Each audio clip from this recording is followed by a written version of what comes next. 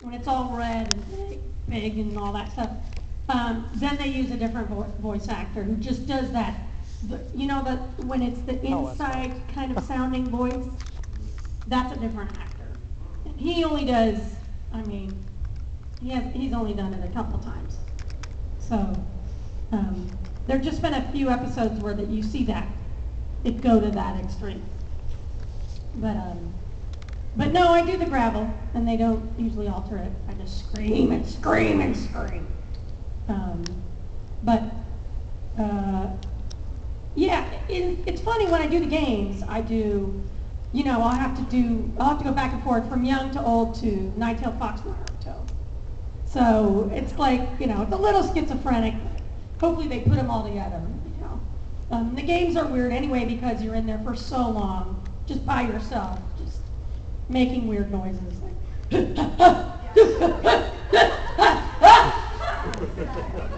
On and on and on. Yeah. And it goes on and on. I mean, the last game I did was huge. It's not out yet. Don't ask me the name, I don't know. And I couldn't tell you even if I did. But it's Naruto something, something, something. They're all the same. Everyone's like, what is it? I'm like, Ultimate Force. I don't know. It's always Ultimate something, something. But anyway, it was 12,000 lines, 12,000 loops, we call them.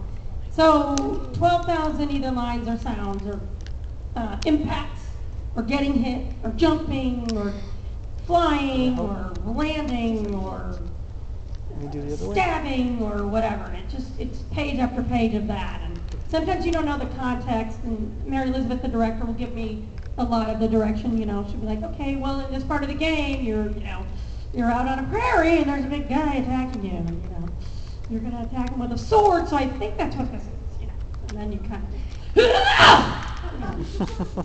and then they'll be like, okay, now a shorter one and a longer one, smaller one and a bigger one, and yeah. And then I go out drinking. Makes it fun. In the back. Let me try. Oh, hell no. Oh, little one in the room. The rest of you look old enough to hear me. You like that. No, that 12,000 loop game took me 7 sessions of 2 hours each. A lot of voiceover sessions for voiceover actors are 4 hours long, but if you're doing a lot of screaming and yelling and attacking, and it's very hard to do 4 hours of that. Vocally, it's very, very stressful. So, and generally I only do 2 or 3 hours for the video games, but I like to keep it to 2 because it's just a little bit. I find that I can tell you exactly when I'm in the booth without looking at a clock. It'll be 2 hours and 40 minutes, and I'll start to really fade. Is there a difference? Because it's just, you're not only screaming, but you're, sometimes it's like in pain, or you're dying, or you're killing somebody. There's no such thing as phoning it in when you're doing a voiceover, and you're in a voice booth, and you're acting like it's life and death. Well, if you act like it's life and death, and you kind of do it halfway, it's terrible, and you can tell. So at the end of the day, you're pretty wiped out. You're pretty. When I do a bunch of those days in a row, I don't really want to talk at the end of the day to anybody. And I try and space them out, so I do those only every other day. When I do the sessions for the actual series, again, I'm in the booth by myself, but I do a 2-hour session, and in that session I can do, depending on the episode, I can do a whole episode, or I can do maybe 2 episodes if I'm not very heavy in an episode. The day before I left, I did 3 episodes, and I actually got out early, and I have only been let out early maybe like 3 times in 8 years, because I'm always talking in the show. So, but in those episodes, I only had like 5 lines in 2 of the episodes. So, yeah. No, not really. I wasn't into anime, and when I got the part, my agent's like, well, you got the part, that's great, officially, I'm like, oh, great. And it was right before my birthday, and I went down to New Orleans to celebrate, and I was like, oh, let me Google this Naruto thing. And I just put in Naruto, and I got 100,000 hits. I was like, oh my God, what is And then I started learning about what it was, and then I've been to London and New Zealand and around the country a little bit, and Canada, and I'm like, wow, this is kind of big. So I don't really know. And it wasn't into anime. A lot of the people that I work with are into anime. I've done other animation before, but I hadn't specifically been into anime. Yeah. In this, sorry. When you start like a new character, you get a new role.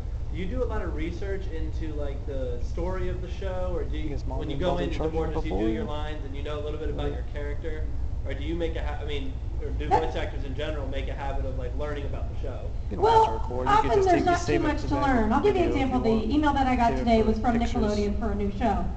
And what they gave me was I'm auditioning for 2 parts. One of a woman that's just a little bit younger than me, and one of a crazy whacked out young girl with a raspy voice. Hey. I hope Nancy Cartwright gets it. No, I'm kidding. She plays Park Simpson. So they gave me the renderings of the characters, and then they gave me a write-up of what the show is, where it takes place. And then they gave me a little description, like a paragraph, like 3 or 4 sentences long, about who that character is. And after you've been doing it a while, I teach voiceover classes to working actors in LA. And what I tell them is you kind of develop these stock characters that you can then at least have something to base or bounce off of. So at least you have vocally some placement for the character. So when I see this, it's just like when I start reading the lines, it just kind of came out a certain way, or comes out a certain way. For other things, like I did this show on PBS called Jakers, The Adventures of Piggly-Winks, and I did it for 5 years, like 65 episodes. And for that, it took place in Ireland, and it was sort of a period piece, kind of, basically in a simpler time, maybe the 50s, but they didn't really say. And for that, I had to do research on my Irish accent. And I listened over and over again. I would listen to it whenever I was on the computer. A movie called Into the West, and with Gabriel Byrne and these 2 little kids. And so when I actually got the part and started recording, one of the guys who was on the show as well, who's from Ireland originally, said, he's like, you sound a bit like a traveler, which is, like kind of gypsies in Ireland, like, and I said, well, that's funny because that's what this movie was took place. So it was like, oh, I feel like that kid's a little bit like this kid, that sort of innocence and stuff. So that's about it. That's about all you get. I guess if you did a more iconic character, like, some of my friends that are working on, Batman and, the new Marvel stuff, if they're kind of